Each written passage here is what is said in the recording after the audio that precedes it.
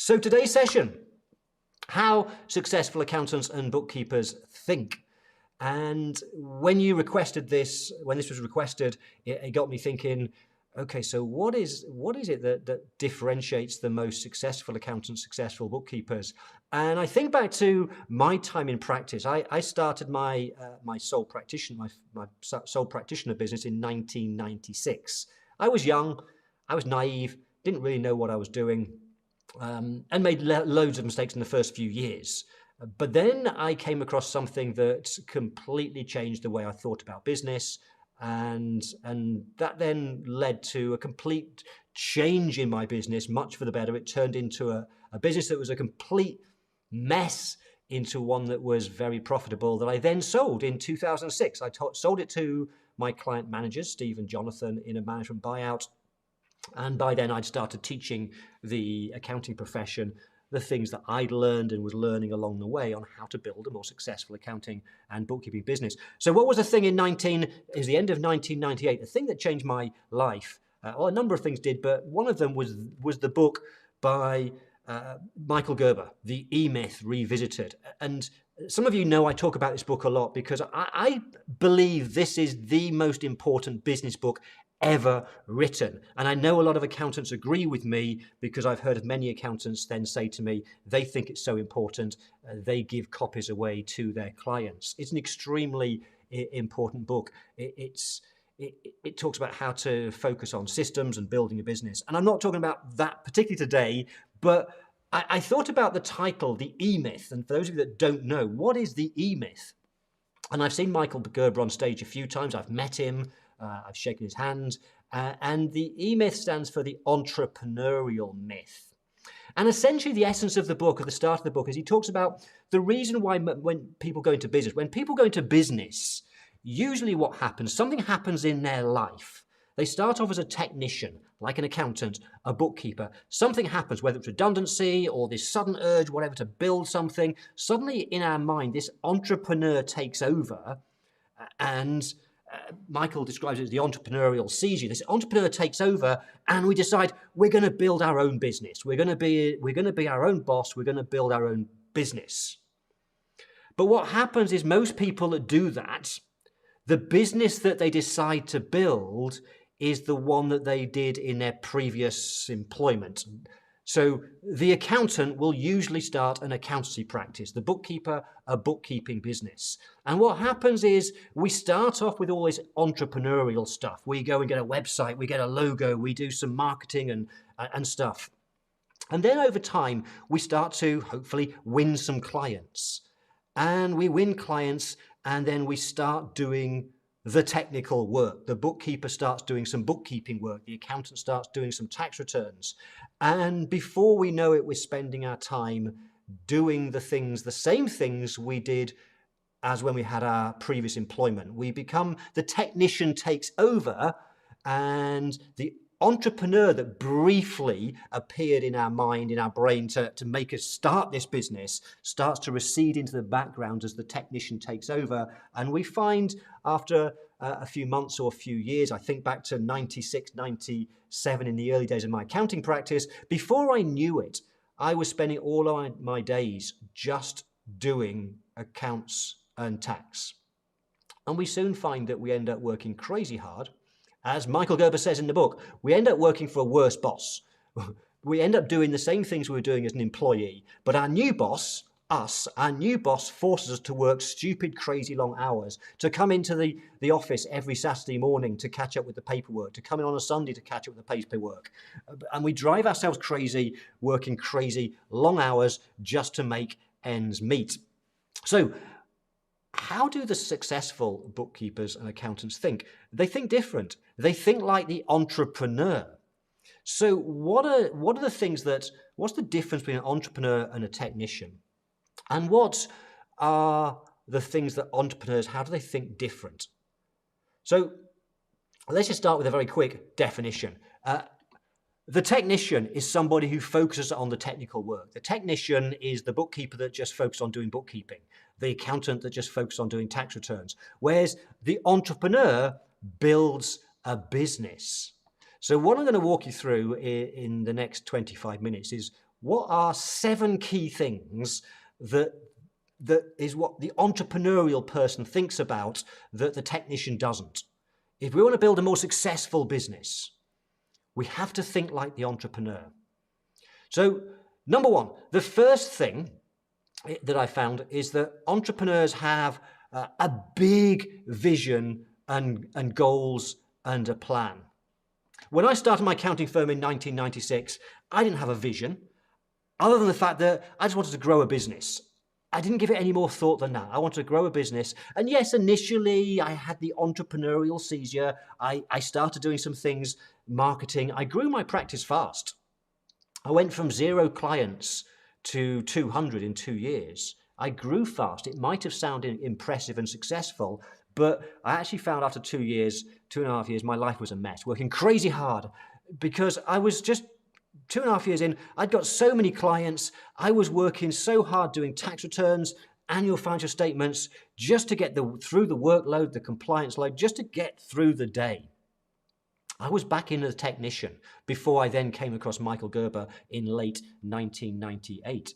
And one of the things I learned and what I figured out is that you've got to have a vision. You've got to have a really crystal clear picture in your mind of what are you trying to build here? The entrepreneur builds a business. What's it going to look like when it's finally done? Have you done that? Have you thought about where does he want it to be based? What sort of clients do you want to serve? How big do you want it to be? When do you want to retire? You have to have a vision for your business. You have to then, from that vision, break it down into goals along the way, and you need to have a plan in writing and something that you revisit at least every single year.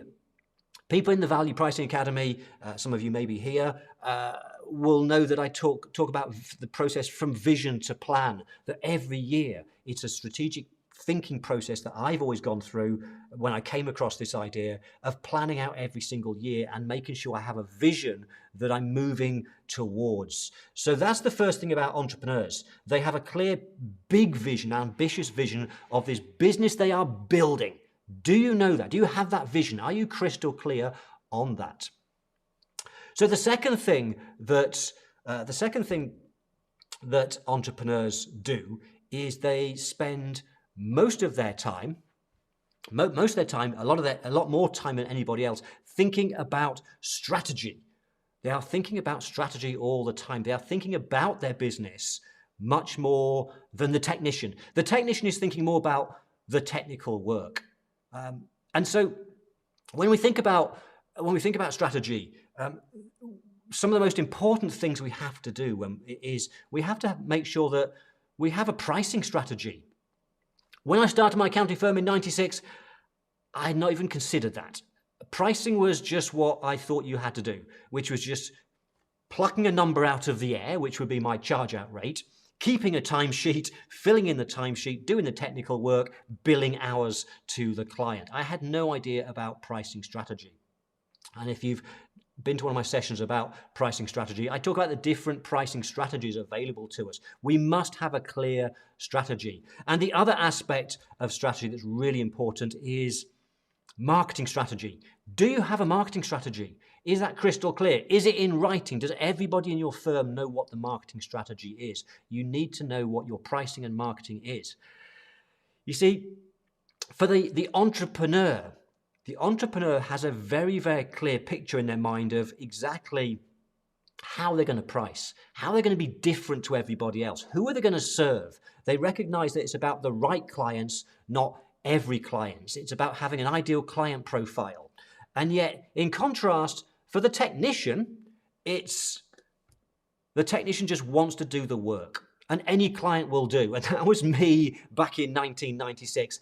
I just wanted clients, and anybody would do in my practice. I would work for anybody that was looking for an accountant. And I realized too late, after 2.5 years, after I nearly killed myself of just by overwork, was that I had a practice full of clients that I didn't really like.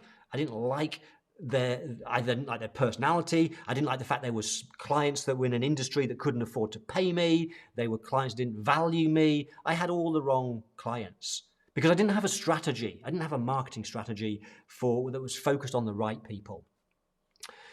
The third thing that that, and it really follows on from these, is the entrepreneur very much focuses on working in the business. And again, this is something that Michael Gerber talks about in the E-Myth, working in the business rather than, working on the business and working in the business. The technician works in the business. The technician works in the business doing the technical work, whereas the entrepreneur works on the business. In other words, they take a step back. They look more holistically. They spend their time thinking more about strategy, about vision, goals. They think more about creating systems to systemize processes. They think about how they're going to develop a team of people. They think about leadership. They think about these rather than doing the technical work. And something that I learned was that from my own personal experience and the mistakes that I made is that entrepreneurs don't live by the 70% chargeable time myth. Now, what is that? Well, when I was starting my accounting practice back in 1996, I was ambitious and I read lots of stuff and I went to seminars, I did my CPE points and all this stuff. And one of the things I kept reading in a lot of the textbooks, the books about how to run a successful accounting firm in the 1990s is a lot of people were saying, because they were ingrained in the idea of the billable hour and timesheets, I came across over and over again, people saying that as a partner in an accounting firm or a sole practitioner, when you fill in your timesheet, you should be aiming for 70% chargeable hours.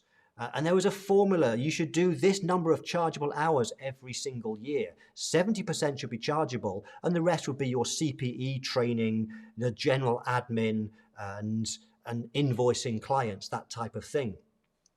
So when I started in 1996, I lived by that. I kept my timesheet. I made sure every single week 70% of my time was chargeable.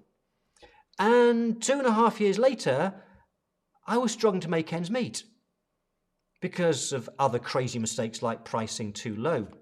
And then I came across Michael Gerber. I saw him on the stage and I read the book, and he talked about this concept, this idea of an entrepreneur, a business owner, works on the business, not in the business. And in my mind, I suddenly realized what he's talking about is not working 70% chargeable technical work. The entrepreneur does no technical work. The entrepreneur doesn't do the technical work. It's 0% chargeable hours. The entrepreneur is building a business. And that was a huge shift for me at the time. And what then happened for me in 1999 and 2000 in my accounting firm is I spent most of my time systemizing the business, putting systems in place and then training my team to follow the systems. And within 3 years of doing that, by 2003, I was then teaching accountants. I still had my accounting firm for 3 more years. In the last 3 years of my accounting firm, 2003 to 2006, I went into that business 1 day a month. And that 1 day a month was to facilitate the board meeting, to the client manager did the work. They followed the systems that I created, and I just went in once a month, met with them to facilitate, to help them if they needed help, and to make sure they were following the systems. So don't live by the 70% rule and don't be focused on just doing chargeable time. Number 4, the next thing that I learned about them, how successful people think, is they are obsessed with learning non-technical skills. Whereas the technician wants to learn the technical stuff. And yes, we have to know the technical stuff. We are accountants, we're bookkeepers. We have to know the tax rules. We have to know how to do bookkeeping and so on. But one of the things that makes me smile sometimes is when I run training on things like pricing, marketing, I sometimes get people obsessed with, are there CPE points for this? Because the technicians focused on the CPE points. That's what they come for. And yet the entrepreneur's that's not the focus. The entrepreneur's on what are they going to get out of it? So out of the training. And the things that we have to learn. Yes, we have to learn the technical stuff if we are still doing technical work. But of much more important, the entrepreneur will realize that our focus or our training should be focused on, We need to build our marketing skills. If we want to build a successful business, we have to understand marketing. We have to understand sales skills. We have to know how to have the words to use, the structure, to have conversations with clients that helps us convert the right people to clients. We have to understand how to pricing skills. We have to understand how to create strategy. We have to understand, if you want to build a larger business and employ people, we have to have leadership skills. We have to learn, how do the great leaders, how do you lead people? How do you motivate people? How do you find the right people and motivate them and keep them? This is critically important. And I think the most important skill of all is communication, which is a profession we've never been that good at. We are numbers people, but we have to communicate, whether that's to communicate because we want to influence people, whether it's to our team, and motivate them, whether it's communication because we want to use better words that helps us in our sales process to win the right clients, whether we want to communicate to better explain the value of what we do, or perhaps you want to start, as part of your marketing, winning business by doing live streams, by doing webinars, or speaking on the stage. Communication skills are so important. We have to learn that. So entrepreneurs are more focused on the soft skills and continually learning all the time. We have to be obsessed with learning. And you're on that path because you're here, so I congratulate you because you're learning this stuff. You're clearly keen to figure out what are the things we have to do that's different. Whereas the technician, the bookkeeper, the accountant that's just doing bookkeeping all the time, all they care about is the bookkeeping work. And the problem with that is, for the technician is, as I know from my early days in my accounting firm, is that if we don't have these skills for how to build a successful business, we soon find ourselves crazy busy. As I said, Michael Gerber says we end up working for a worse boss, the boss that makes us work longer hours. And very often, a lot of bookkeepers and accountants don't actually make a lot of money. And the harsh reality is, for the technician trying to run a business, they would probably be better off shutting the business down and going and getting a job. Because at least when they get a job, they're guaranteed a paycheck and they don't have to work so many crazy hours. And that's not us. We want to build a business. So we need this entrepreneurial thinking. Okay, number 5, the fifth thing, and this is an interesting one, I think, that's really our profession, is the entrepreneur has a different view on costs. What do I mean by that? So the technician looks at anything that you might buy as a cost. And therefore the mindset of the technician is, I need to minimize costs. I need to spend as little as possible because that's going to take away from my profit. The entrepreneur has a very different outlook on costs. They understand the difference between something that is a cost and something that's an investment. Now, some things are costs. If you've got premises, you've got to pay the rates or the rent. You've got to pay for the light and the heat. They're costs that are a cost of doing business. You have to have the insurance in place. So there are some costs, and yes, we want to minimize those. But there are other things that we can spend money on that give us a return on investment. So they are things like training, things like software. I think back in middle of, it was August 1998. August 1998, I was 2 years and 3 or 4 months into running my accounting firm. It seemed successful. I'd grown to over 200 clients. I got a team of people working for me. But in August of 1998, my life was a mess. I was working crazy hours. I really was. With over 200 clients, I was a sole practitioner, over 200 clients, and I didn't have the time to see them all, so I communicated by email. I didn't have meetings with many of them. My in-tray was full of tax returns to process and reviewing sets of annual financial statements my team had created, and so on. And yet I wasn't making money because of the mistakes that I was making. And then in August 1998, I got this mailing came through the mail. These are the days when you might remember we used to have the post or the mail. Now everything's done online. But through the letterbox, I got this quite big A4 envelope, and I opened it up, and it was a very long sales letter from somebody who soon after became a good friend of mine. Some of you will know, Steve Pipe. And he was running an event for accountants. It was a 3-day event. It was in November 1998. It was 3 or 4 months later. And this 3-day event was £1,200, which actually, when I look back now, that's crazy cheap because I regularly spend that on video training courses. But for me back then, in the middle of 1998, I was running out of money. Because I was growing so fast, I was always going back to the bank to ask for a bigger overdraft facility, more loans. I was pricing too cheap. I wasn't making money. And I didn't have £1,200. That's about $1,600 US. I didn't have that. But there was something about this mail shot that I got that I thought, something's got to change in my firm. And I remember I went down to see my parents at the time, and I showed my father the letter, and I said, I really want to go on this. Can you lend me the money? And my father lent me the money. He lent me the £1,200 because he knew that this was important to me. And that 3-day event in November 1998, that changed my life in so many amazing ways. Steve Pipe was the one that introduced me to Michael Gerber. He shared the thinking of that and many other things, and about how accountants should think differently and how we can start doing business advisory services.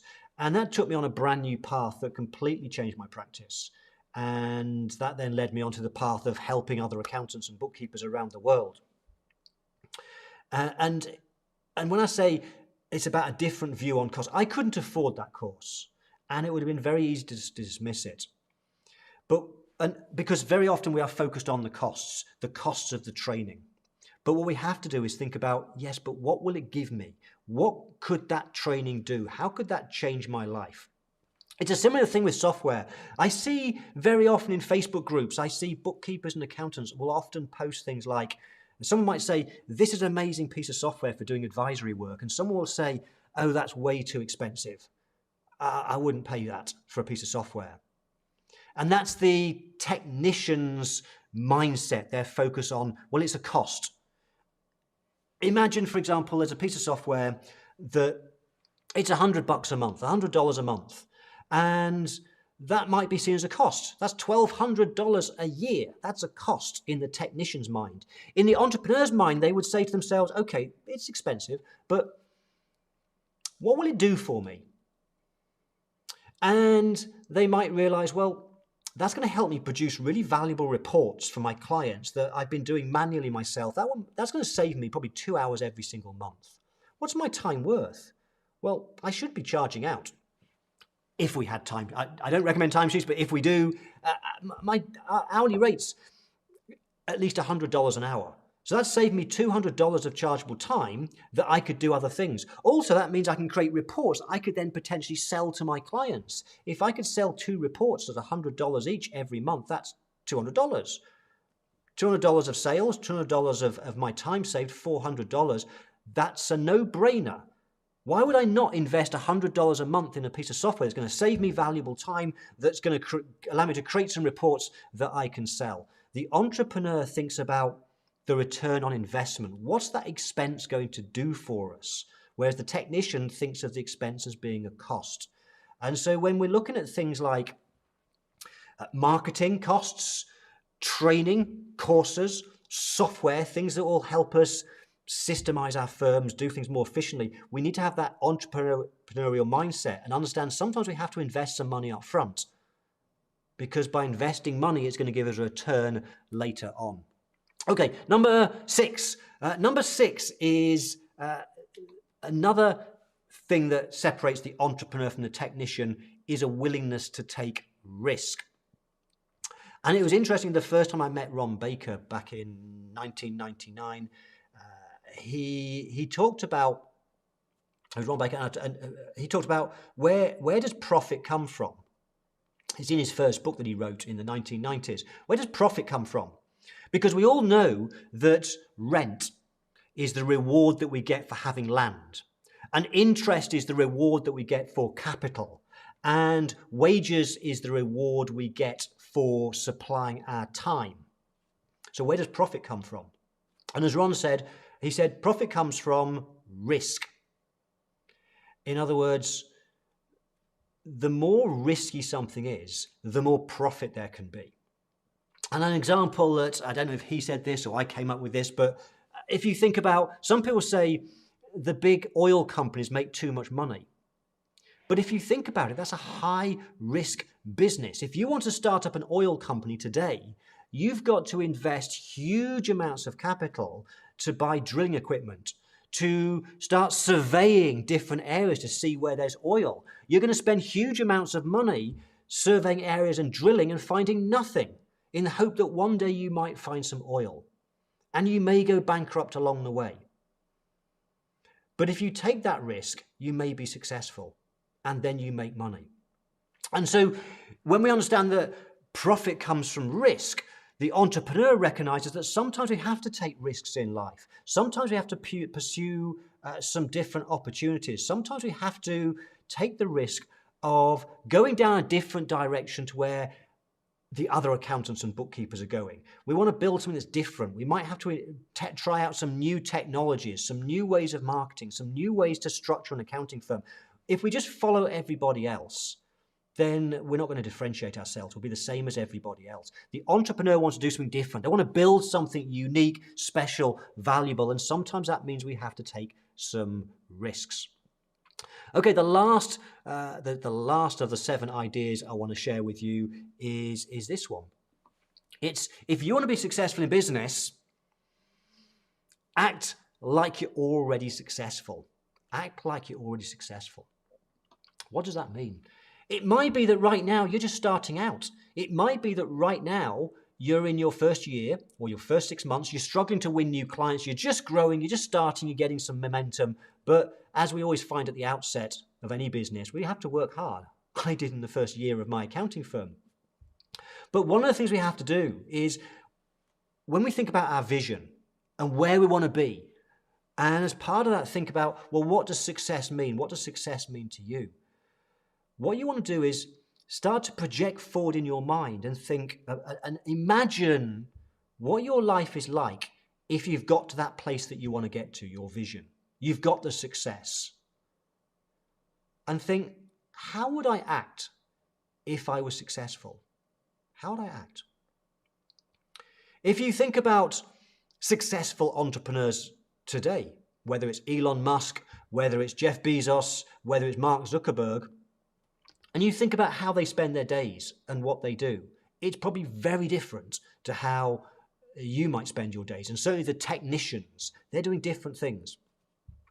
And one of the things I learned many, many years ago, which my father taught me, was he said to me, he said, always value your time. You have to place value on your time and what you can do for people. And you as a bookkeeper or an accountant, you can do extraordinary things. You can create huge amounts of value for people.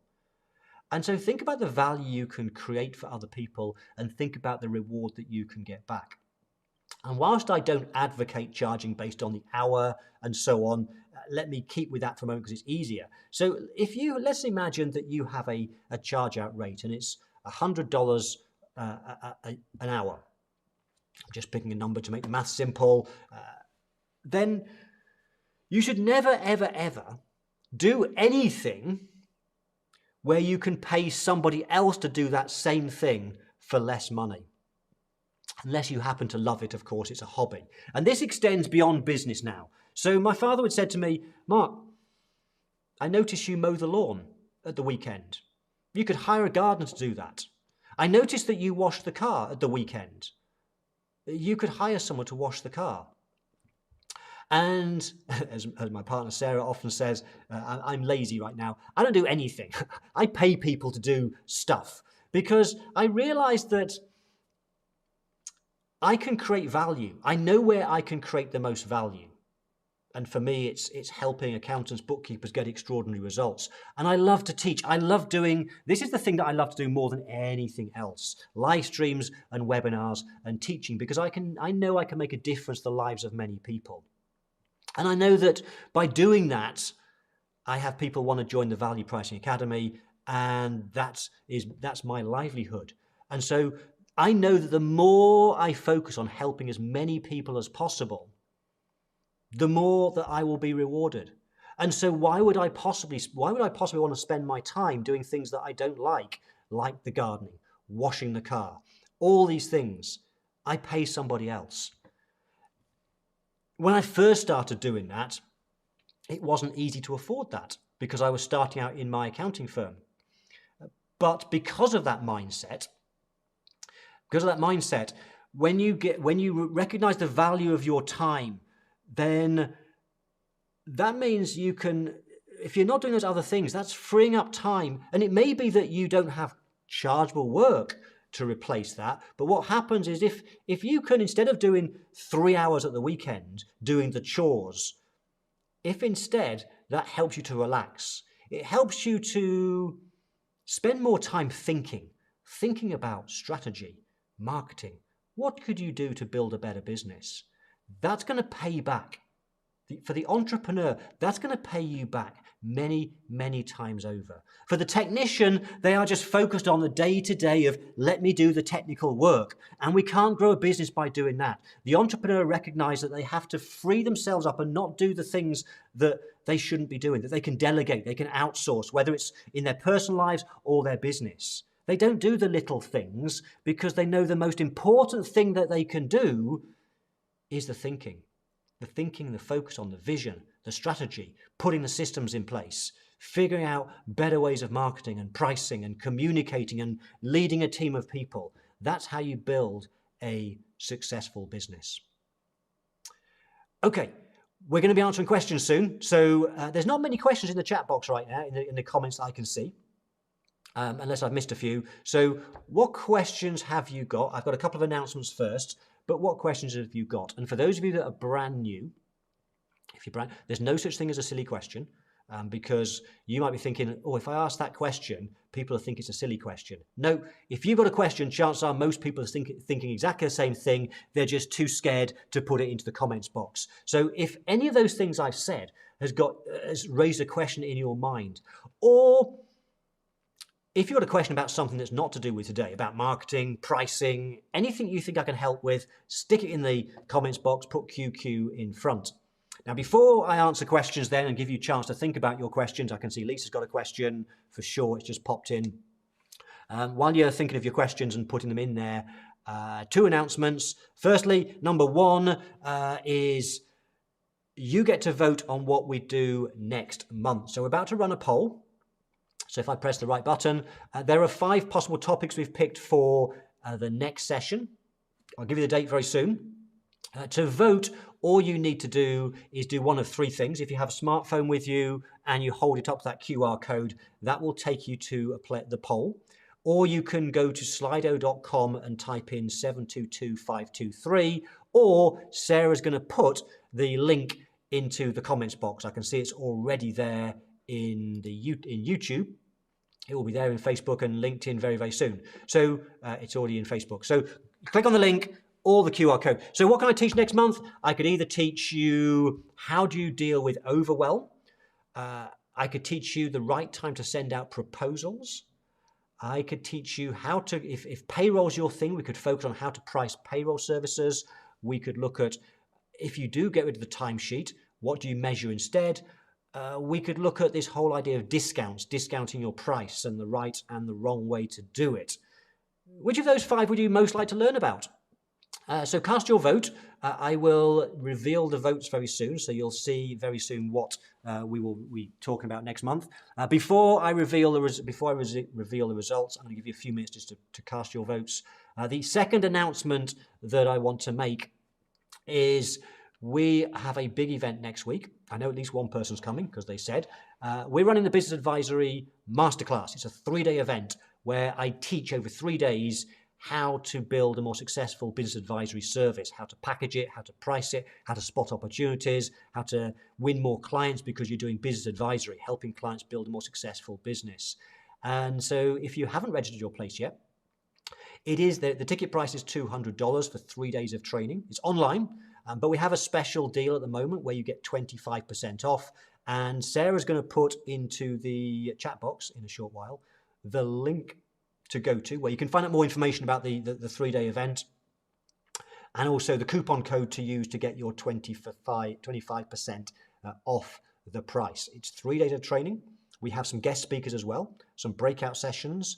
If you find you can't attend all the sessions live, then they will be recorded, and the recording is available until the end of May. So you'll have a few days afterwards to catch up on anything that you miss during the course of the conference. So that's the Business Advisory Masterclass. Okay, let's now see how the voting's going. If I show the results, okay, it looks like, we'll close it in a second, but it's probably, I think, pretty unanimous. How to deal with overwhelm. So it's not a pricing topic again. Those of you that are new, I normally teach value pricing, but increasingly I'm finding people want help with other things like marketing and, in this case, productivity and how to deal with overwhelm. So that's our topic next. And then what we always do, the one that comes second, in this case, it's what to measure without timesheets. That goes into the pot for next month. So if you really want that, we're not doing it in June, but there's a second chance to vote next month. And if it comes out on top next month, then that's what we'll do. And then we'll put 4 other topics into the pot.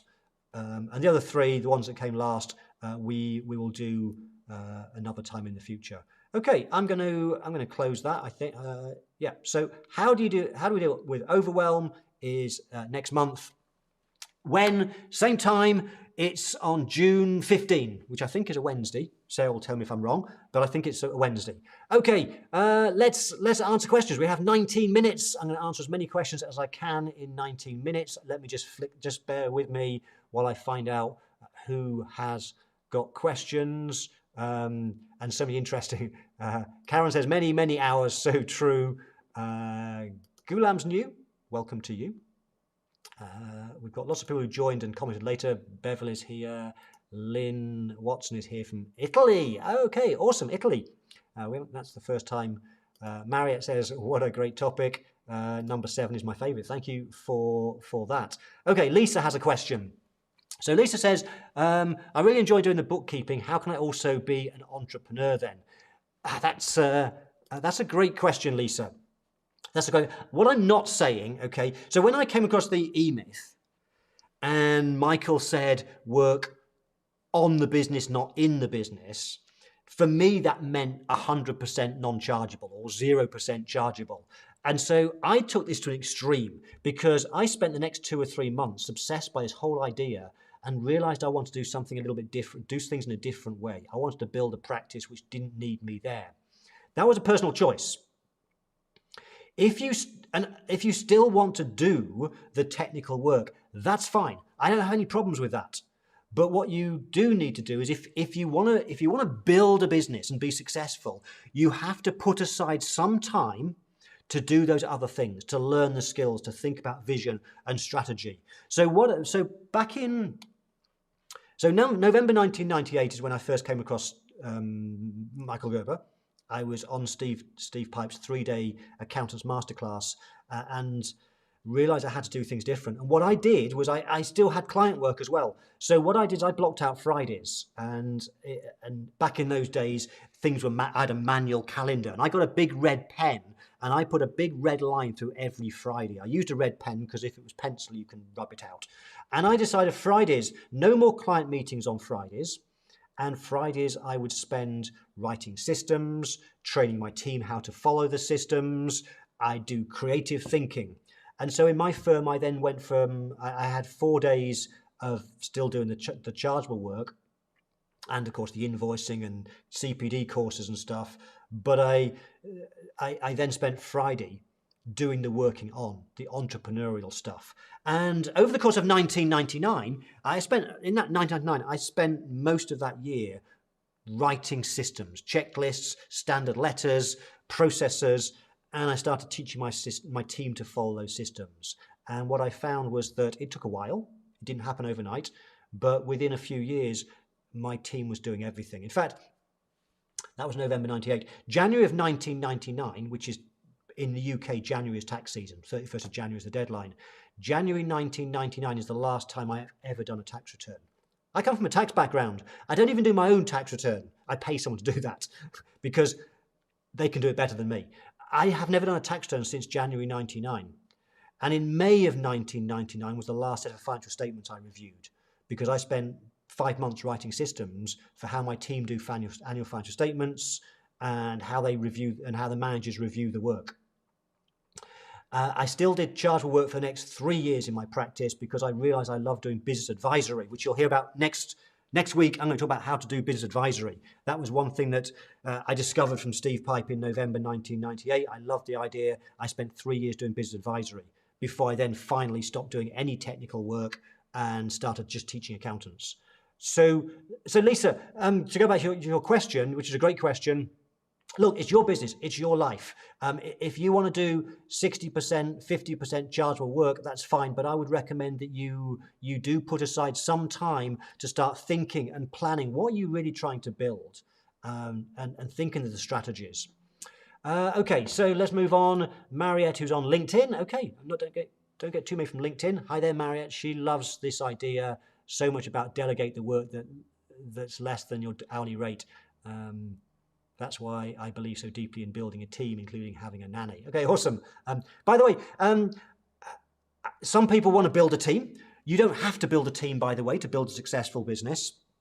I built a big team and then realized that I'm actually incompetent when it comes to managing people, and I hate managing people. So my business now, we do over $1 million. We do $1 million in profit, and it's me, my partner Sarah, my daughter Gabby, who joined this year, last year, and Sarah's daughter Emily. That's 4 of us. It's possible to build a very profitable business without hiring a team of people. It's your business, it's your life. You have to decide what you're good at. I just know I'm incompetent at managing people. I just can't do it. I'm not a people person. Okay, let's see, what other questions we got? I don't understand this one. Is it Anne? Is that how you pronounce it? Because it says, what about all of the above? I'm not sure of all of the above, what you mean by that. So forgive me, if you perhaps want to clarify that later, I might come back to it, that question. I'll read this later, Bill. Looks like it's probably, knowing you, it's a really insightful comment. So other people may want to read that. Karen's put QQ, which is great. It's a question, but it's not. There's no question there, so can't help you, Karen, at the moment.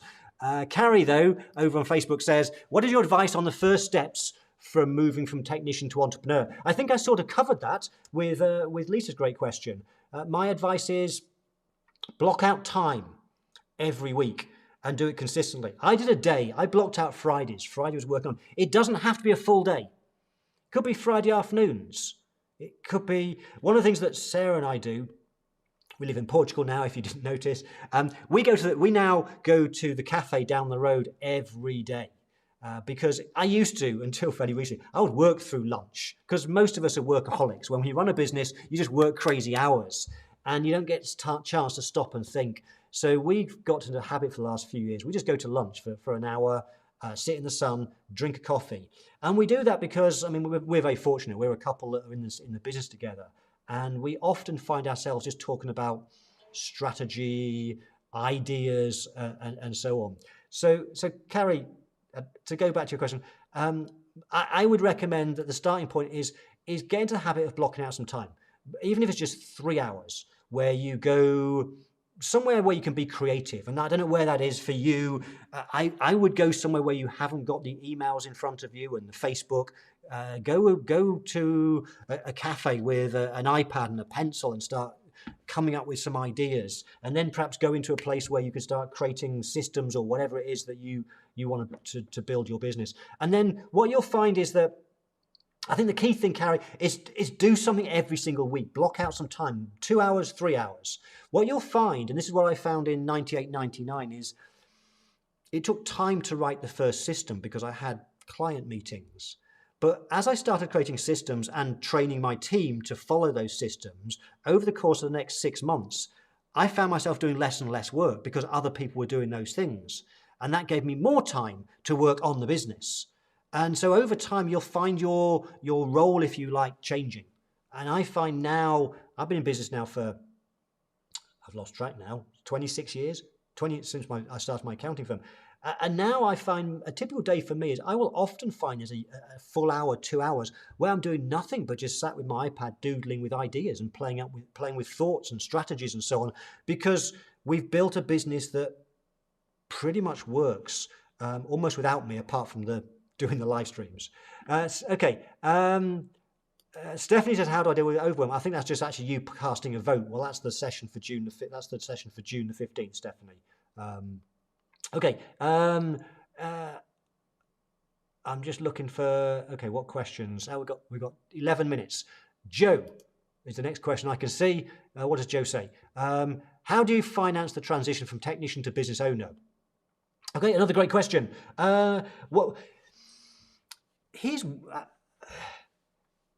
Here's one of the thoughts on that. Do it gradually, as I've said. You can't realistically, if you're full on, if you're a sole practitioner, you're doing all the work, you can't suddenly next week do no chargeable work. You've still got to do that, but gradually ease yourself into that. I also found, when I started my accounting firm back in 1998, I finally took the plunge. It was 31st of May 98. I'd been thinking about it for about 4 months, but I was a bit of a coward and the risk worried me and giving up a full-time job. But I was inspired in early May 98 by a seminar I went on by Chris Fredrickson. You may know Chris Fredrickson. I think he's English, but he lived over in California and he founded 2020 organization. And one of the things he said to me, he was teaching how to build an accounting firm. And he said to me, he was talking a lot about marketing and why that's important. And one tip he said that always stuck with me is he said what most people do is they want to do the marketing, they want to grow their firm, and they start off a day with client work and they say to themselves, when I finish the client work, I'll do some marketing. And he says, don't do that. Instead, block out time, start the day with the marketing, write the email campaign, do the Facebook posts or whatever. Start the day with the marketing, block out 2 hours or 3 hours in the morning to do the marketing, and then the client work in the afternoon. Because what you'll find is you'll always find time to do the client work. The client work will get done somehow because they'll shout for it. If you start the day with the client work and spend the afternoon on the marketing, what will happen is during the course of the morning, the client work spreads. Clients ring in and say, oh, I've got another problem. And before you know it, you've spent the full day. Client work can fill your days. But when you, Joe, what I found is when I went to spend Fridays working on the business, the client work still got done. It still got done. So I could still get the invoice out and so on. I hope that helps. Angela says, let's read Angela's question. You said step 6 was the entrepreneur takes risks. Could you go over that? What kind of risks? The technician in me fears getting things wrong. What kind of risk? Okay, so the good news is we're not trying to build oil companies, so we don't have to invest millions in drilling equipment and hoping to find oil. We're not doing that. So our risks are relatively smaller. What I mean by risks is things like, I guess the story I told back in August 1998. The story I told where I got that mail shot and I hadn't got £1,200. I just didn't have that money at all. I went to borrow it from my dad. That was a risk to spend money I hadn't got, to go on a 3-day course, because I had a gut feel. There was a gut feel here. When I read that mailing, I thought, something's going to change. My practice isn't working the way, I've got to do something different. And this marketing email I got, message I got through the post, something's got to change, and something here tells me I've got to give this a try. And so I borrowed the money that I didn't have to then go on a 3-day event, hoping that I'd get some value. As it happened, it was life-changing for me. It was worth every single penny and so much more. That's a risk. And then over those 3 days, back in November 98, Steve talked a lot about marketing for accountants, mindset for accountants. He also talked about how we can do business advisory, the topic of next month's online conference. And I then took the next risk I took was I love the idea of advisory. Let me start talking to my clients and offering them. At the time, it was I offered them a £3,000, so not a huge amount of money, but it was for me as a sole practitioner doing £500 tax returns and sole proprietors income expenditure accounts. I'd never invoiced anybody £3,000 before, back in 1998, in my first few years. And Steve was saying, we can now do advisory work, we can do consulting projects. And so I started going out and focusing on that.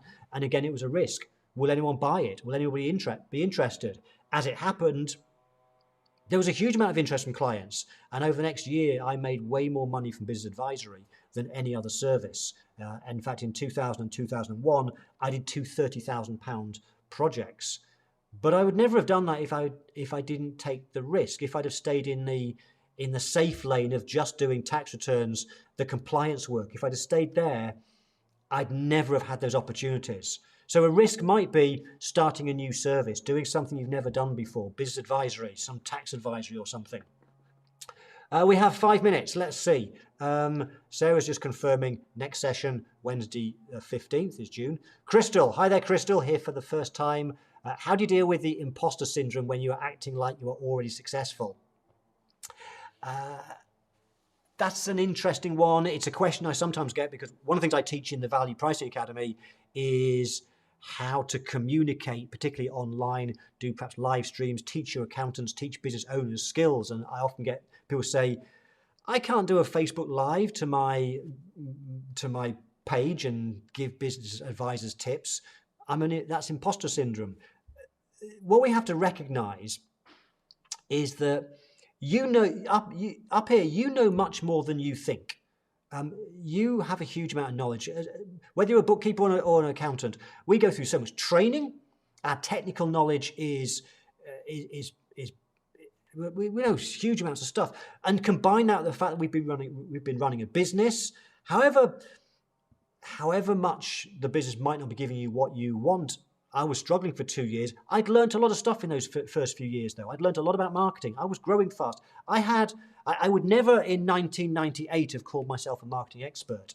But the reality was I actually knew a lot about marketing. And when I started then doing advisory work with clients and helping them to grow their business, I found myself talking about marketing a lot and pricing and teaching them that. And what I found is that they loved the things I was teaching, because what I realized is that a lot of my clients, business owners, they're also technicians. Whether they're running a baker running a bakery business, an engineer running an engineering business, most small business owners know nothing about pricing, strategy, about marketing, about sales. So through your experience of running your own business, you know a lot more than you realize. And so it's not imposter syndrome. You know some great stuff. In terms of, so that's not quite the question Crystal asked, but she says, how do you act like you're already successful? I don't think imposter syndrome there is necessarily that important. It's more about thinking, okay, so project forward. When I am successful, and we have to be positive, you are going to be successful. When you're successful, what will that life look like? What sort of things will you do? How will you run your business? What sort of things will you not do in your business when you're a successful business owner? And that means you've got to start acting like it. That doesn't mean that you suddenly stop doing chargeable work, but gradually start to do the things that a successful person would do. Let's see what's next. Someone says the poll's closed. Yes, we closed the poll because it was unanimous. If I go back to here, I don't think the results are going to change. Okay, so I'm sorry it's closed, but I don't think your vote will count. I'm sorry, because sometimes it's really close. Sometimes it's neck and neck. Sometimes we have 1 or 2 votes could make all the difference. And I don't know who that is anyway. It says LinkedIn user. I apologize. Claire Jenner says, did you find it easy to stick to the Friday plan? I did, Claire, but I was very disciplined. I said earlier, I had a paper calendar because it wasn't so digital, the world back then. And I used a red pen. I just put a red pen, and therefore I couldn't rub it out. And that was my calendar.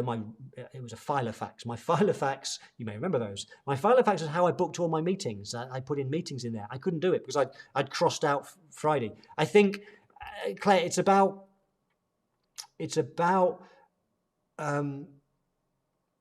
ask yourself the question, this is where I want to get to. This is the business I want to build. How important is that to me? To me, it was critically important. To me, I was in a bad place at the end of 1998 because I was working crazy hard.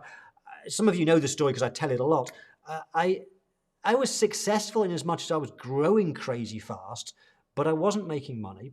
Financially, I was in a mess. I had a huge bank overdraft. Yes, it looked great because I had big offices. I employed a whole bunch of people, but I was working crazy hard just to meet the payroll bill.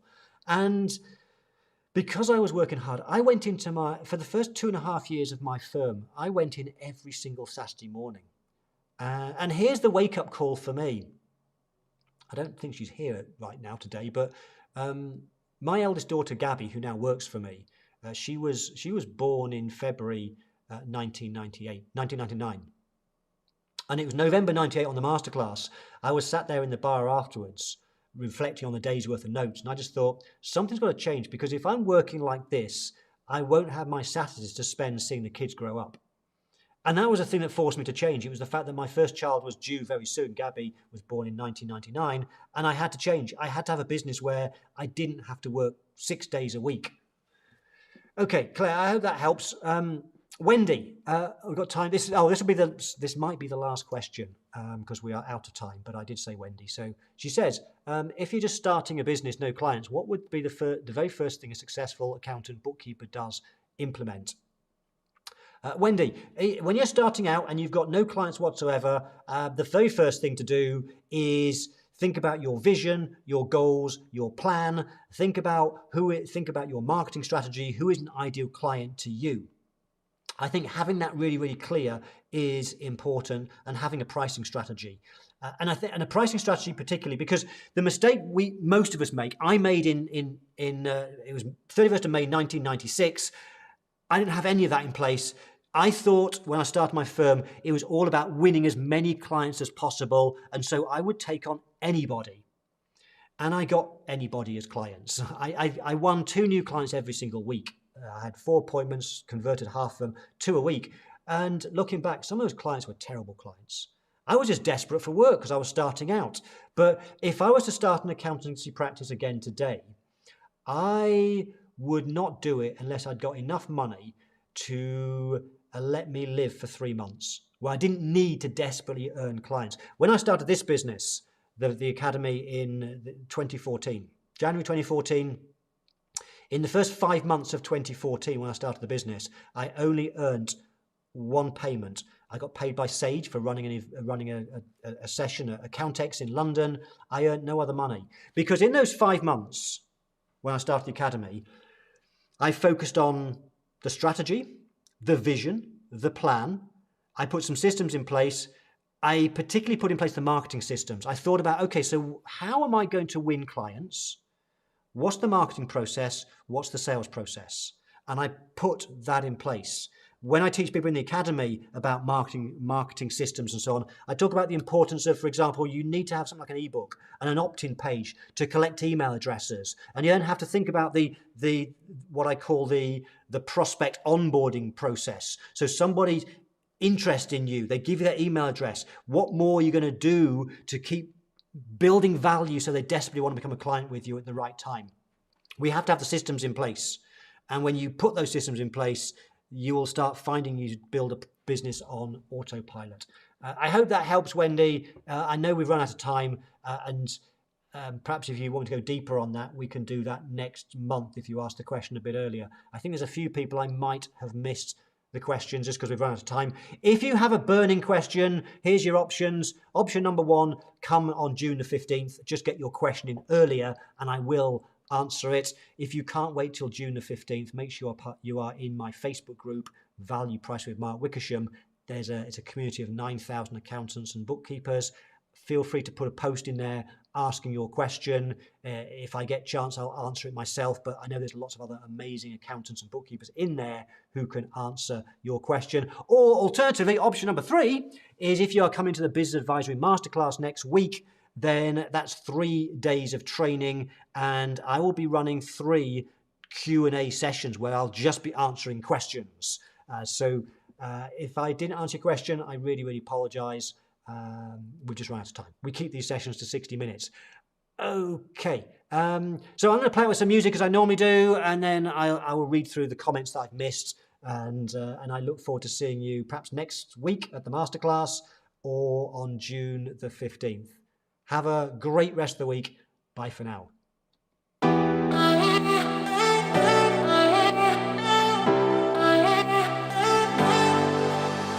I wasted all my time, I wasted all my nights, I wasted it on someone who's indifferent. He didn't love me right, he told me I was blind, but I never really wanted to listen.